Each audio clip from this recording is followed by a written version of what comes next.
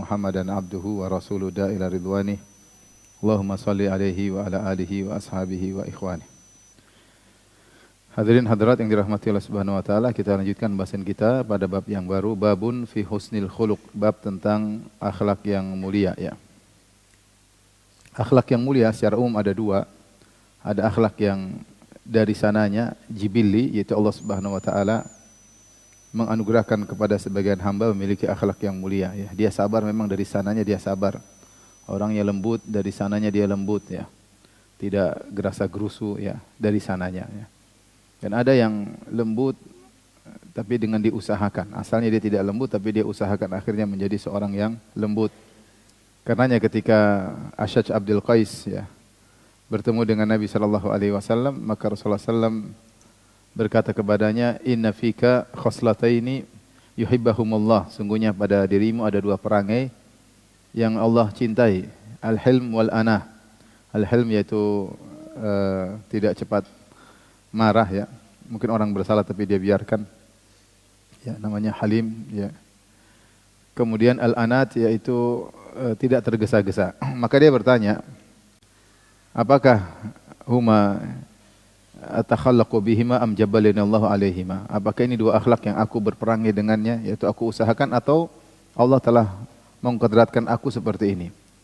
Maka Nabi mengatakan bal jabalakallahu alaihima, atau kama qala Nabi sallallahu alaihi wasallam, yaitu Allah menjadikan dua akhlak tersebut anugerah dari Allah untukmu. Jadi memang dari sananya Allah telah menjadikan dia memiliki sifat hilm, yaitu sabar, dan al-anat, tidak tergesa-gesa.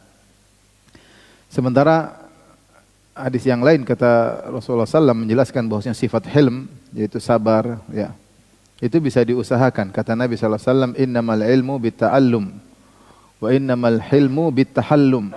Kata Nabi SAW, ilmu dengan dicari, al-hilm juga dengan berusaha untuk menjadi memiliki sifat tersebut. Kata Nabi SAW, wa man yatasabbar yusabbirhullah. Siapa yang berusaha menjadi orang sabar, Allah bikin dia jadi orang yang sabar.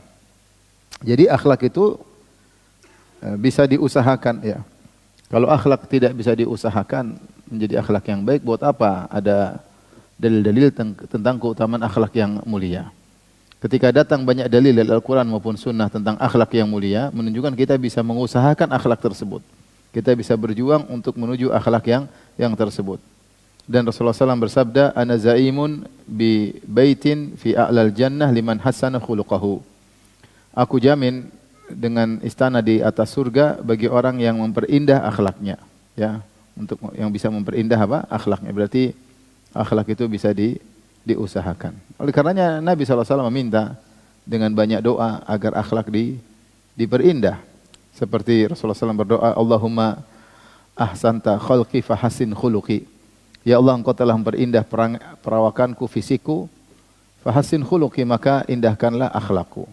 Seperti doa Nabi SAW dalam doa istiftah, Allahumma hdini li ahsanil akhlaqi la yahdi li ahsaniha illa ant, wasrif anni sayyi'aha la yasrifu anni sayyi'aha illa ant. Ya Allah, tunjukkanlah aku kepada akhlak yang terbaik, tidak ada yang bisa beri petunjuk kepadanya kecuali Engkau, dan jauhkanlah aku dari akhlak yang buruk, tidak ada yang bisa menjauhkan aku dari akhlak yang buruk kecuali Engkau. Ini berarti akhlak diusahakan, bahkan diminta dari Allah Subhanahu wa taala. Ya. Demikian juga Rasulullah SAW bersabda atau doanya, Allahumma jannibni munkaratil akhlaq wal a'mal wal ahwa wal adwa. Ya Allah, jauhkanlah aku dari akhlak yang mungkar, amal yang mungkar, hawa nafsu yang mungkar, dan juga penyakit yang mungkar. Jadi meminta. Maka akhlak itu bisa diusahakan. Maka orang sombong kalau kita tegur, antum jangan begitu ya, kalau bisa antum begini ya. Jangan apa, kalau jangan sombong misalnya, atau jangan kalau bicara enggak usah keras-keras ya, pelan-pelan, lembut. Terus dia marah, saya memang dari sananya sudah begini ya. Dari dulu memang saya sudah keras. Nenek moyang saya juga begini. Misalnya ya. Ini saya tidak marah, tapi memang suara saya seperti ini. Jadi, tapi dia ngomong kayak marah-marah ya. Ya kita bilang jangan begitu ya, karena orang memahami kamu kalau bicara seperti itu seakan-akan sedang apa? Sedang marah ya. Ya, bisa diusahakan dengan menurunkan volume suara, bisa kalau orang mau. Tapi kalau nggak berniat nggak bakalan bisa. Jadi orang yang eh, tidak mau berubah, ya, dia mengatakan saya begini, saya memang dari dulu tidak seperti ini, ya itu sebenarnya dia angkuh ya. Dia bilang saya qadarullah, saya akan berusaha, saya belum bisa ya itu. Tapi dia bilang saya tidak bakalan berubah lah, ini sombong ya. Karena akhlak bisa berubah, bisa berubah. Yang kita belajar akhlak ini agar kita bisa berubah akhlak kita dari pelit menjadi dermawan, dari emosional menjadi orang yang hilm, yang sabar, ya. Jadi bisa berubah jadi orang yang sombong jadi tawadhu, bisa dengan belajar ya. Tadinya dia sombong, dia angkuh, dia bisa jadi tawadhu. Kenapa? Dengan dia belajar. Dengan dia belajar dan dia melatih diri dan itu butuh perjuangan.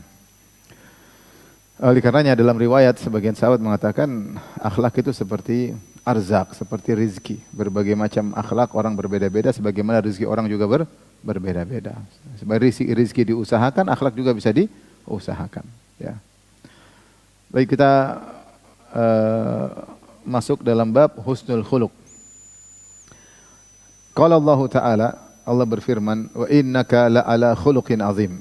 Dan sungguhnya engkau wahai Rasulullah benar-benar di atas perangai yang agung. Ya. Ini adalah sumpah yang Allah buka dengan nun wal qalami wa ma yasturun ma anta bi ni'mati rabbika bimajnun. Dan seterusnya sampai Allah mengatakan wa innaka la'ala khuluqin azim. Itu Allah bersumpah untuk menyatakan bahwasanya sungguhnya engkau berada di atas perangai yang agung dan Allah kuatkan dengan banyak penguatan. Pertama Allah buka dengan wal qalami wa ma yasturun ya. Allah bersumpah demi pena dengan apa yang mereka torehkan. Yang kedua Allah buka dengan wa innaka dan sungguhnya engkau. Ini penguat yang kedua ya, setelah demi seakan-akan sumpah demi pena sungguhnya engkau, Allah pakai lam taukid la'ala, benar-benar di atas khuluqin, dan khuluq ini datang dalam kondisi nakirah li ta'zim li tafkhim, yaitu di perangai yang agung. Allah sifati lagi dengan agung. Jadi ada sumpah, ada lam taukid, ada nun taukid, ada lam taukid, kemudian ada khuluq dalam nakirah li tafkhim, kemudian disifati dengan azim. Jadi ada 5 penekanan ya, dan menunjukkan betapa agungnya akhlak Rasulullah sallallahu alaihi wasallam. Yaitu kalau kita terjemahkan demi pena dan apa yang mereka torehkan, sungguh-sungguh benar-benar engkau wahai Muhammad sallallahu alaihi wasallam di atas perangai yang luar biasa yang agung ya. Kira-kira demikianlah. Maksudnya Allah sedang memuji Nabi sallallahu alaihi wasallam. Dan sebagian ulama mengatakan seorang berusaha untuk yatahalla bil akhlaq al-karimah. Seorang berusaha untuk menghiasi dirinya dengan akhlak yang mulia. Jika ada akhlak mulia menempel pada seorang, maka orang tersebut akan terlihat indah gara-gara akhlak mulia tersebut. Kata mereka kecuali Rasulullah sallallahu alaihi wasallam. Rasulullah SAW justru ketika akhlak nempel pada Nabi, akhlak itu yang kelihatan mulia. Kenapa? Ketika nempel pada Nabi nampak keajaiban. Ternyata ada akhlak yang luar biasa, yang tidak bisa nampak pada manusia-manusia yang lain. Sehingga kalau orang lain ditempeli akhlak, dia jadi mulia. Kalau Nabi, akhlak yang nempel pada Nabi, baru akhlak itu yang menjadi apa? Mulia. Ini istilah untuk mengagungkan Nabi SAW. Karena akhlak Nabi mukjizat. Akhlak Nabi mukjizat ya. Makanya ketika para ulama bahas tentang mukjizat, mereka bagi jadi 2. Pertama al-mukjizat al-hissiyah, yang kedua al-mukjizat al-ma'nawiyah. Al-hissiyah yang terlihat oleh indera seperti air keluar dari jari-jari, kemudian rembulan terbelah ya. Banyak ya hissiyah. Yang ma'nawiyah 3, yaitu sirah Nabi sallallahu alaihi wasallam, akhlak Nabi sallallahu alaihi wasallam, sama Al-Qur'anul Karim. Ini mukjizat ma'nawiyah. Di antaranya adalah akhlak Nabi sallallahu alaihi wasallam. Karena akhlak Nabi sallallahu alaihi wasallam sendiri adalah mukjizat tersendiri yang menunjukkan beliau adalah utusan Allah Subhanahu wa taala. Nah, ketika Allah memuji Nabi sallallahu alaihi wasallam dengan pujian yang luar biasa, wa innaka la'ala khuluqin azim, dan sungguhnya engkau berada di perangai yang hebat yang agung, maka kita sebagai pengikutnya berusaha meniru Nabi sallallahu alaihi wasallam. Berusaha meniru Nabi sallallahu alaihi wasallam. Dan ini menunjukkan bahwasanya agama bukan cuma terbatas pada ibadat yang seperti baca Quran, salat ya, kemudian antara kita dengan Allah Subhanahu wa taala. Ternyata ibadah juga antara interaksi kita dengan sesama manusia, ya, sama manusia. Dan itu bagian daripada akhlak. Syekh Muhammad bin Shalih Al-Utsaimin dalam Syarah Riyadhus Shalihin, beliau membagi akhlak menjadi dua, akhlak terhadap Allah Subhanahu wa taala, yang kedua akhlak terhadap manusia. Akhlak terhadap Allah Subhanahu wa taala disimpulkan pada ikrar kita raditu billahi rabban. Raditu billahi rabban.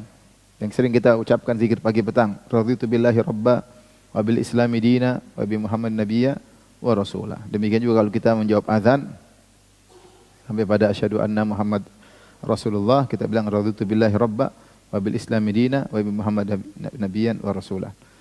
Ya, raditu billahi rabba, yaitu aku ridha Allah sebagai Rabbku, yaitu kita berakhlak kepada Allah Subhanahu wa taala. Ridha, kalau Allah menetapkan suatu pada kita, kita berakhlak kepada Allah, tidak protes, ya. Tidak mengeluh, mengatakan ya Allah kenapa kau takdirkan aku seperti ini? Ya Allah kenapa kau ambil nyawa anakku? Ya Allah kenapa kau ambil nyawa istriku? Kenapa tidak aku dulu sebelum dia? Banyak perkataan yang menunjukkan tidak beradab kepada Allah.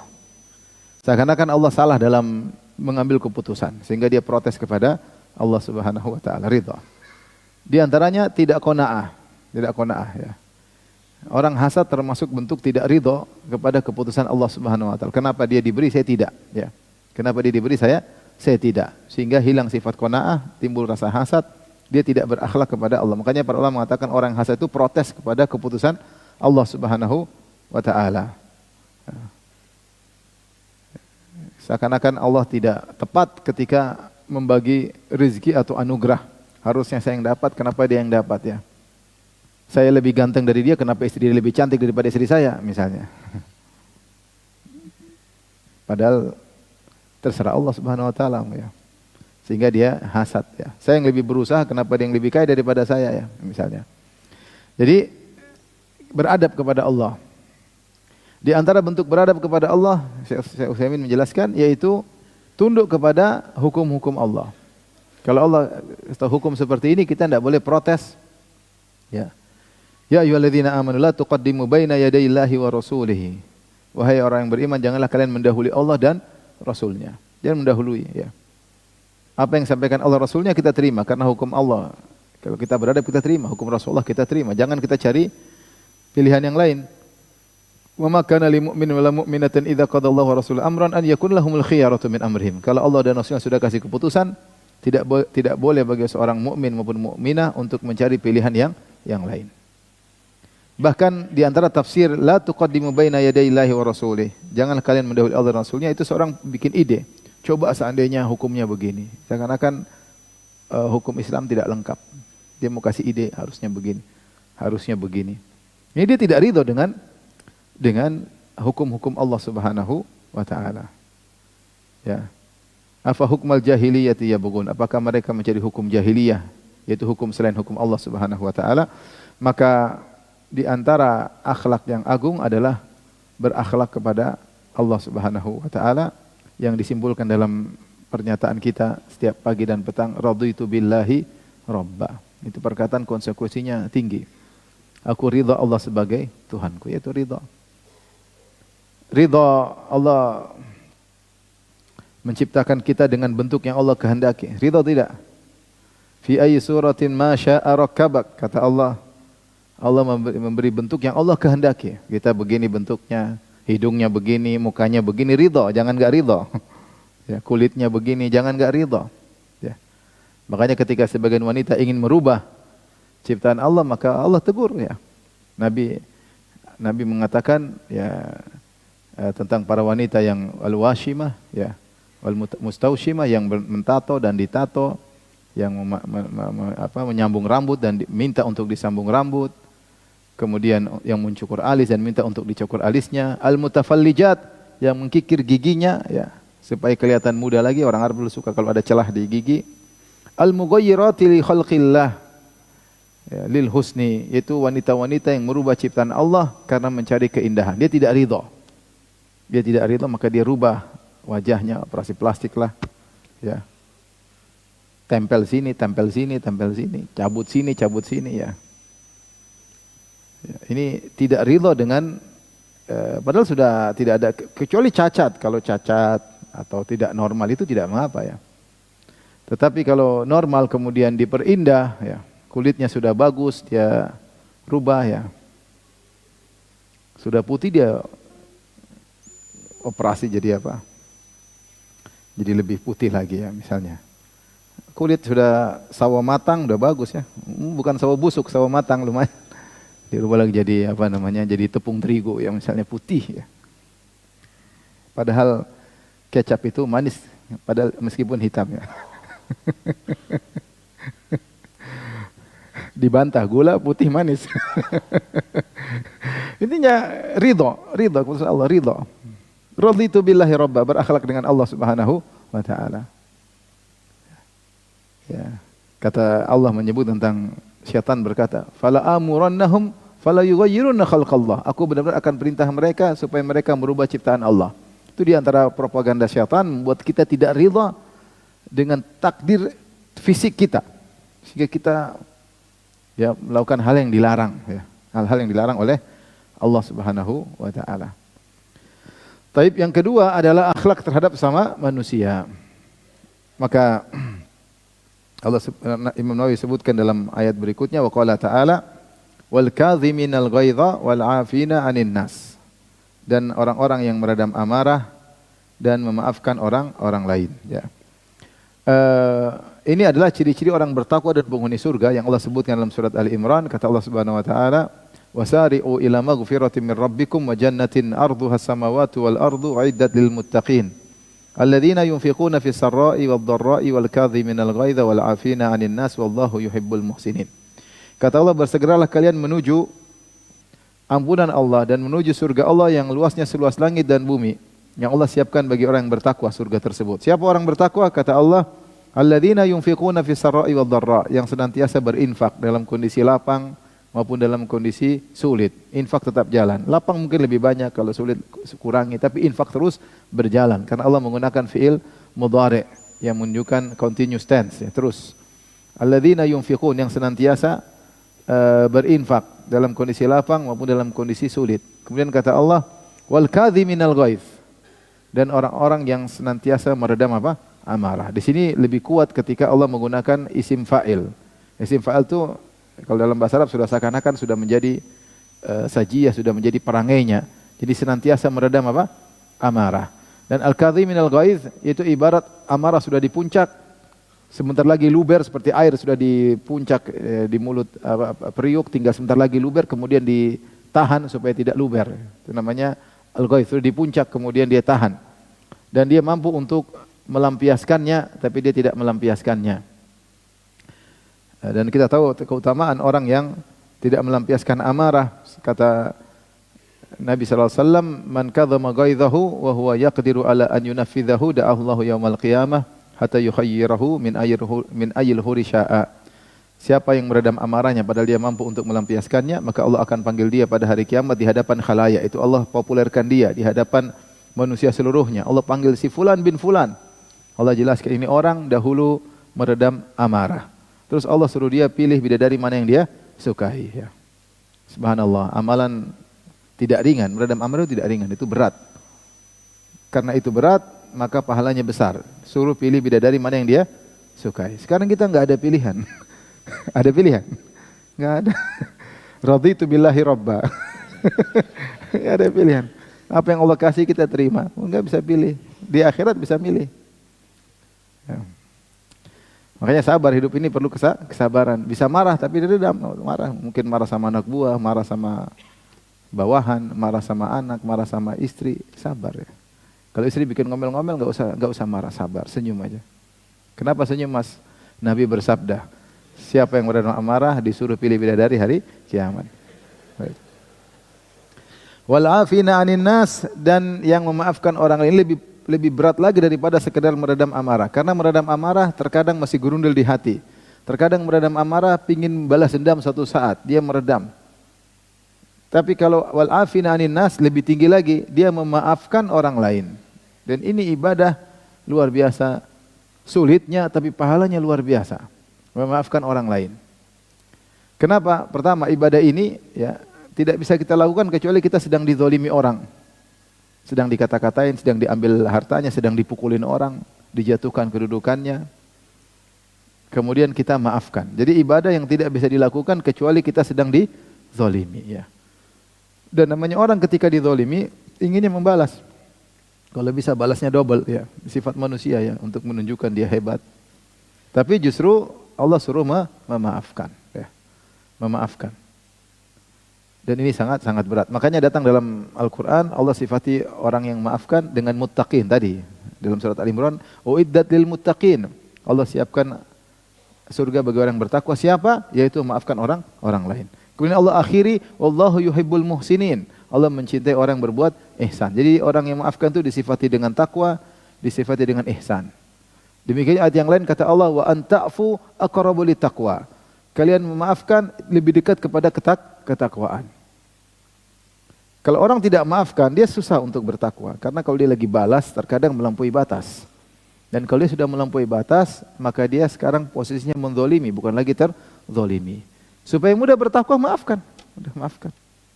Maafkan, maka dia lebih dekat kepada ketakwaan.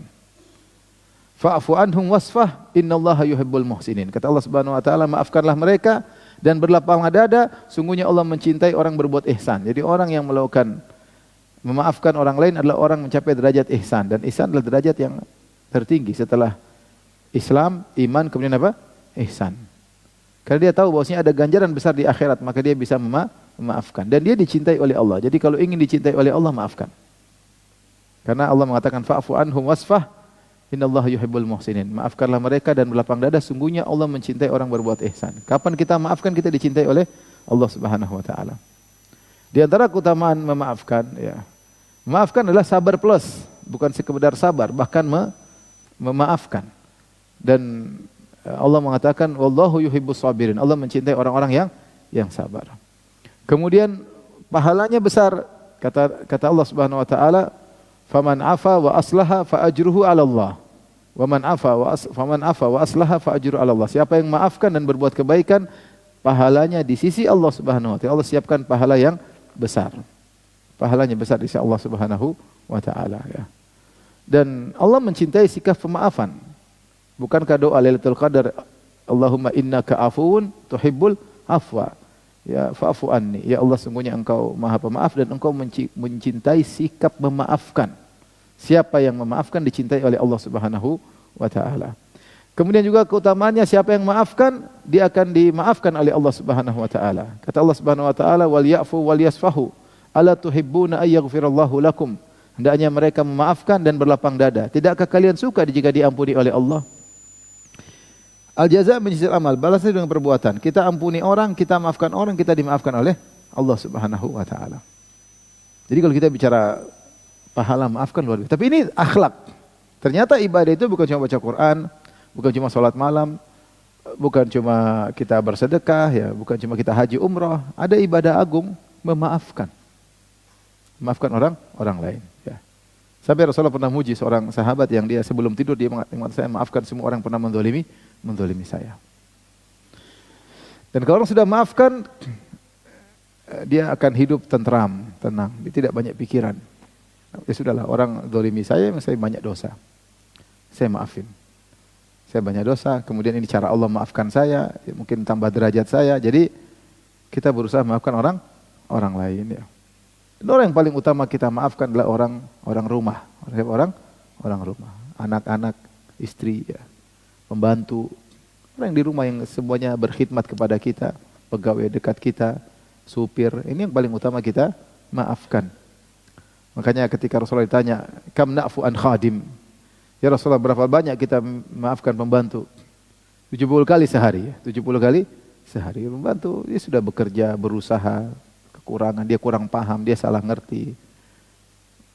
Sudah maafin, ya, maafin, ya. Jadi saya pernah punya pembantu.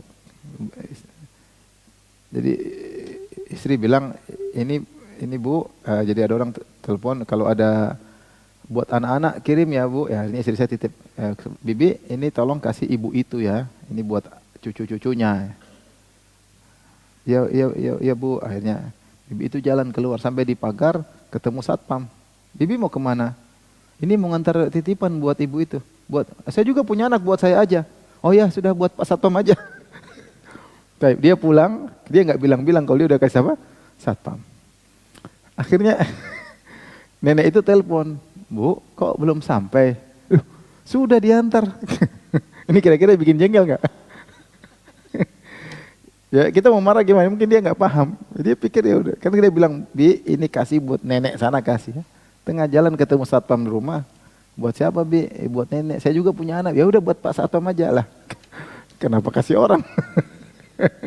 Tapi kita nggak bisa marah ya. Mungkin dia kemampuannya nggak sampai, mau diapain ya. Kalau dia pintar dia yang jadi bos, kita jadi anak buah. Ya, jadi gimana ya? Orang paling utama kita maafin orang-orang dekat kita. Dan kalau kita maafkan dia dapat pahala. Jadi sekali lagi saya ingatkan bahwasanya akhlak itu bukan cuma ibadah itu bukan cuma baca Quran, bukan cuma salat, zikir, bangun malam, enggak. Di antaranya interaksi kita dengan sama manusia. Ini juga pahalanya sangat besar, nanti akan kita jelaskan. Baik, wa an Anas radhiyallahu anhu qala, dari Anas radhiyallahu anhu beliau berkata, kana Rasulullah sallallahu alaihi wasallam ahsanan nasi khuluqan, muttafaqun alaih. Rasulullah SAW adalah orang yang paling baik akhlaknya. Ini sudah jelas bagaimana tidak, sementara Allah telah memujinya dengan pujian yang luar biasa setinggi langit. Allah tekankan dengan 5 penekanan.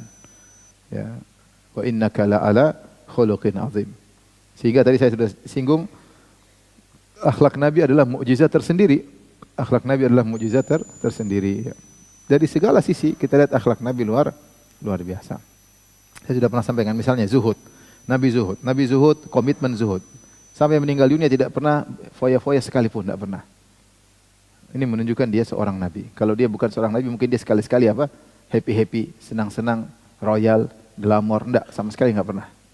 Zuhud. Sampai meninggal, dari awal sampai meninggal. Menunjukkan memang dia seorang Nabi. Ini akhlak yang buktikan dia seorang Nabi. Ya kalau kita sekali-sekali kita senang-senang lah. Kalau Nabi enggak. Dia zuhud dari awal sampai akhir. Ini menunjukkan akhlak Nabi yang luar biasa. Rasulullah SAW pemberani juga tidak pernah takut sama sekali. Pemberaninya luar biasa ya.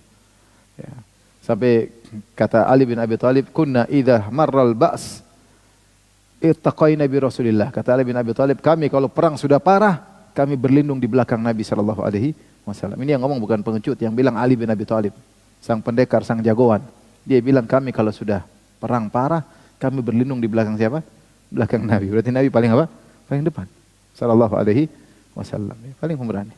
Ketika perang Hunain, ketika kaum muslimin tiba-tiba kejebak di lembah, tahu-tahu dihujani anak panah, semua kabur. Tinggal beberapa belas orang bersama Nabi, dan Nabi sedang naik begol kalau tidak salah.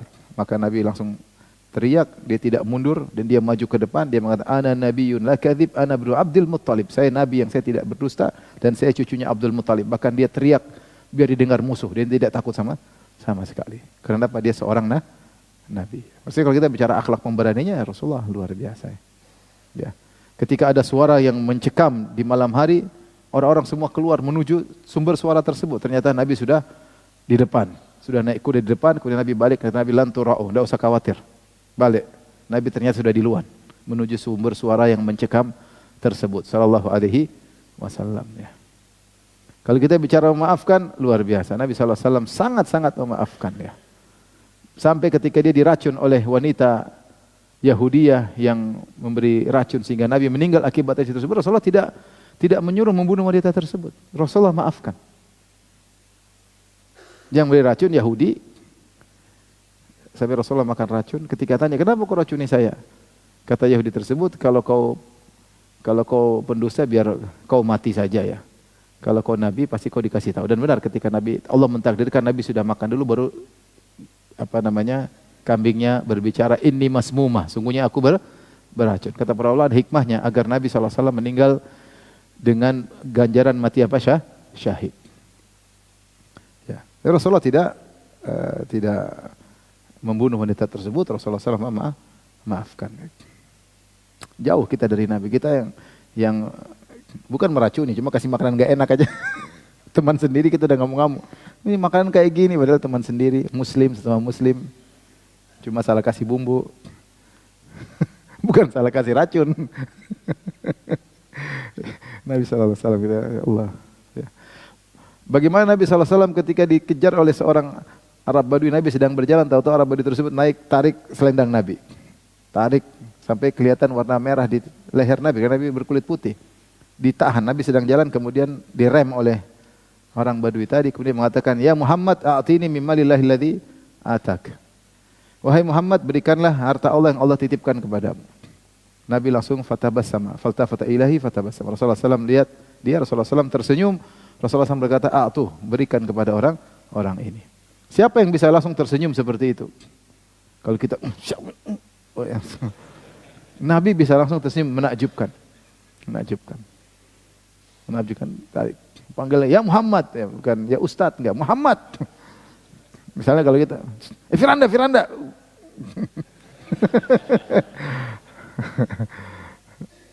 Rasulullah Shallallahu Alaihi Wasallam ya.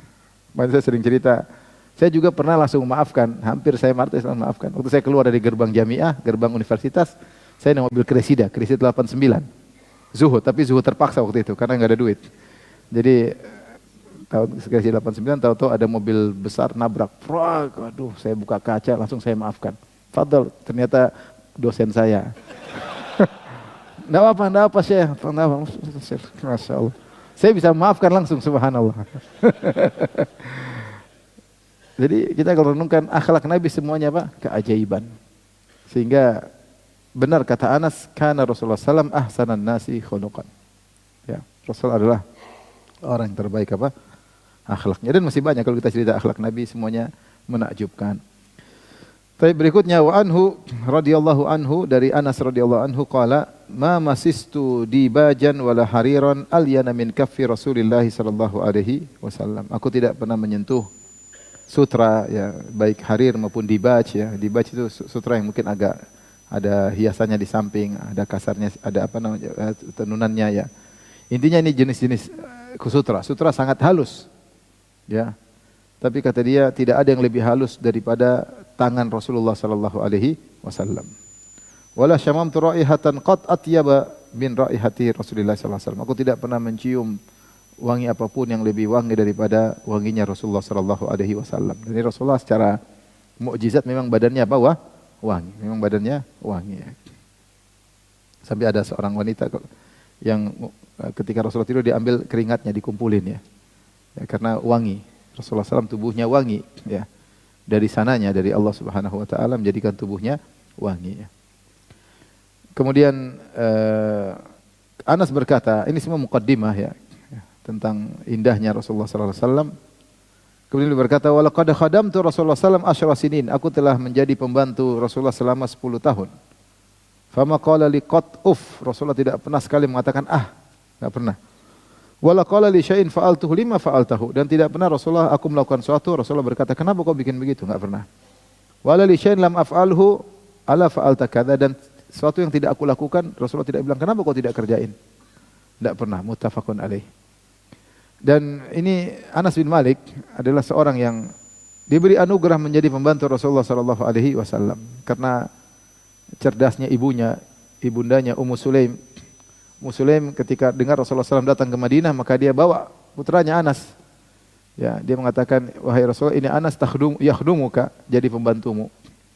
Maka Anas masih kecil, maka dia jadi pembantu Nabi selama 10 tahun. Ya, 10 tahun, dan dia ceritakan pengalamannya. Ini di antara satu mukjizat Nabi SAW terkait akhlak. Karena selama 10 tahun Nabi enggak pernah bilang Anas, enggak pernah. Kamu tuh, enggak pernah. Makanya lihat-lihat, enggak pernah.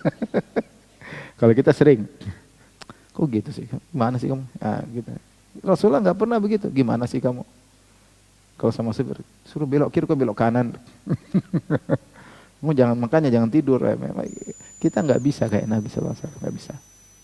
Rasulullah SAW enggak pernah bilang enggak pernah. Itu itu adalah adna kalimat litadajjur, yaitu kata yang menunjukkan kejengkelan.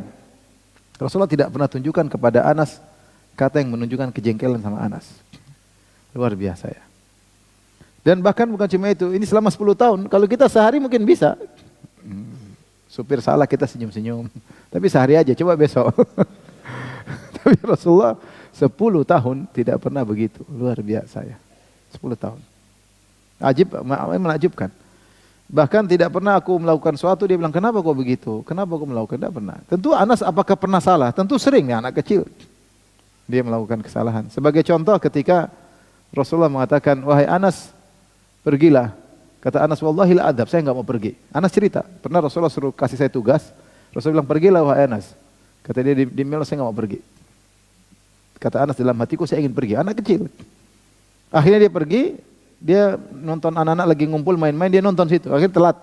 Lagi nonton mereka main. Akhirnya Rasulullah kejar dia di belakang. Rasulullah pegang belakang. Kata Rasulullah, ya Unais, panggilan apa namanya manja, wahai Unais. Ya. Ngapain ya? Saya akan pergi ya Rasulullah ya. Idhab min haitsu umirt, pergilah ke arah yang telah kau diperintahkan. Dan Rasulullah tidak marah. Mungkin kalau kita enggak datang-datang ini ngapain sih anak ini? Datang, ketahuan ya. Rasulullah tidak pernah. Ini salah satu keajaiban akhlak Nabi Shallallahu Alaihi Wasallam. Mana ada majikan 10 tahun tidak pernah marah sama bawahannya, enggak pernah. Kecuali Rasulullah Shallallahu Alaihi Wasallam. Taib. Wa an Sa'ab bin Jassamah radhiyallahu anhu qala ahdaitu Rasulullah sallallahu alaihi wasallam himaran wahsyiyan faraddahu alayya falamma ra'a ma fi wajhi qala inna lam naruddahu alayka illa anna hurumun, muttafaqun alaih. Jadi sahabat ini dia memberi hadiah kepada Nabi berupa himar wahsy. Himar ada dua, keledai ada dua. Himar ahli haram, diharamkan ketika perang Khaybar. Himar ahli itu keledai yang sering dinaiki di dongki ya. Itu haram, ya, tidak boleh dimakan dagingnya. Satu himar yang kedua, himar wahsy, mirip seperti kuda zebra, ya. Itu halal ya. Dan Nabi ketika sedang berihram dalam perjalanan ada seorang sahabat yang menangkap himar wahsy, kemudian dia sembelih, dia tahu itu halal, dia sembelih, kemudian dia hadiahkan kepada Nabi sallallahu alaihi wasallam. Dia mengatakan, saya beri hadiah kepada Rasulullah sallallahu himar wahsy, yaitu himar yang siap disantap. Maka Nabi menolak, faraddahu alayya. Nabi bilang enggak. Padahal Rasulullah tidak menolak hadiah. Falamma ra'a ma fi wajhi, tatkala Rasulullah melihat wajahku berubah gara-gara, artinya dia sudah cari setengah mati, ditangkap, disembelih, dihidangkan, kata Rasulullah enggak. Maka Rasulullah jelaskan agar dia tidak tersinggung, kata Rasulullah sallallahu alaihi wasallam, inna lam naruddahu alayka illa anna hurum. Kami tidak menolak hadiahmu kecuali kami sedang berihram. Kalau berihram tidak boleh makan hewan buruan. Kata Allah, la taqtulus sayda wa antum hurum. Wahai orang beriman, janganlah kalian membunuh atau berburu sementara kalian dalam kondisi sedang berihram. Masalahnya sahabat ini dia berburu khusus buat Nabi. Kalau seorang berburu khusus buat orang sedang berihram tidak boleh. Beda kalau dia berburu buat dia memakan terus ada orang ihram datang dia kasih boleh. Karena bukan, tapi kalau dia sengaja berburu untuk menjamu orang yang sedang berihram, maka ini tidak boleh. Meskipun orang berihram tersebut tidak langsung berburu. Karena salah satu larangan ihram adalah berburu. Tidak boleh berburu. Perjalanan dari Madinah ke Mekah sampai seminggu, sampai 8 hari. Dan mereka ya membawa bekal makanan. Boleh makan tapi tidak boleh berburu. Tidak boleh berburu himar, tidak boleh berburu merpati, kelinci. Yang diburu tidak boleh dimakan. Kecuali hewan laut boleh. Hewan laut. Sekarang subhanallah, kita tidak perlu berburu ya. Tinggal naik pesawat, sampai di hotel, berburu di hotel. Makan berbagai macam modelnya ya. Luar biasa. Dulu susah orang mau berihram. Jadi intinya yang jadi perhatian kita di sini, Nabi SAW berakhlak mulia, sehingga dia tidak bikin orang sampai suudzon atau jangan sampai tersinggung, maka dia kabarkan agar tidak salah paham. Makanya di antara akhlak mulia adalah menyampaikan udzur kepada orang agar orang tidak salah paham. Misalnya kalau orang kehilangan, aduh saya baru makan, mohon maaf. Bukan kita diam aja, sudah setengah mati masa. Atau kita bilang sedang puasa, mohon maaf. Agar dia mengerti, sehingga dia tidak tersinggung. Karena kita menghargai letihnya dia menyiapkan makanan tersebut. Kalau kita ada udzur kita sampaikan ya. Maaf saya lagi diet. Ya, misalnya, jadi akhirnya dia ngerti, atau saya dilarang dokter sementara saya lagi ada program, sehingga dia mengerti dan dia tidak tersinggung. Ini di antara akhlak yang mulia ya. Sehingga tidak tersinggung ya. Sampai di Syekh Utsaimin mengatakan di antara akhlak mulia adalah menghilangkan penasaran orang. Kalau orang itu penasaran supaya dia tidak penasaran, kita hilangkan penasarannya. Dalilnya apa? Dalilnya ketika Salman Al-Farisi datang mendengar tentang Nabi terakhir, Nabi Muhammad SAW, maka dia ingin cek di antara sifat-sifat Nabi tersebut, di antaranya dia menerima hadiah dan menolak sedekah. Tidak makan sedekah. Dia bukan menolak sedekah, dia tidak makan sedekah dan makan hadiah. Maka Salman Al-Farisi kasih makanan, dia bilang, ya Rasulullah ini sedekah. Rasulullah panggil sahabat, Rasulullah kasih, dia tidak makan sama sekali. Kata Salman, nah ini cirinya. Ciri kedua, kasih makanan, Rasulullah ini hadiah. Ketika kasih hadiah, Rasulullah makan bersama para sahabat. Oh benar. Ciri ketiga, Rasulullah ada tanda kenabian di belakang, di antara baina katifaihi, di antara dua pundaknya, seperti telur kecil ada bulunya. Maka Rasulullah pakai rida, Salman putar-putar belakang penasaran. Rasulullah tahu dia pengen cek, Rasulullah lepas. Kata Syekh Utsaimin, ini dalil menghilangkan penasaran, akhlak yang mulia. Jadi penasaran ada perlunya, bukan kepo, paham? Bukan kepo nggak ada perlunya. Ini dia penasaran karena ada apa? Perlunya, nggak ada masalah. Jadi orang penasaran tuh nggak enak ya, nggak enak. Kalau kepo nggak ada perlunya ngapain ya? Biarin aja kepo, nggak ada. Seperti saya baca ada yang bilang ada seorang suka minum qahwa, minum qahwa banyak. Akhirnya ada penasaran, dia datang. Ya akhi, saya lihat kamu minum qahwa banyak sekali. Ada apa gerangan? Kata orang itu, kakek saya dulu, dia umurnya panjang. Kenapa? Karena dia nggak suka nanya-nanya seperti kamu. Jadi kalau ada orang penasaran, kita hilangkan, itu ada manfaat bagi dia, kita hilangkan penasarannya. Kalau itu bermanfaat bagi dia, kalau nggak manfaat nggak usah ya. Tapi maksudnya ini akhlak Nabi luar biasa, sampai seperti itu Rasulullah SAW berakhlak. Seperti ini, nggak enak, kelihatannya dia wajahnya berubah, maka Rasulullah kasih penjelasan. Saya lagi ihram, jadi nggak bisa karena larangan orang ihram makan apa? Hewan buruan.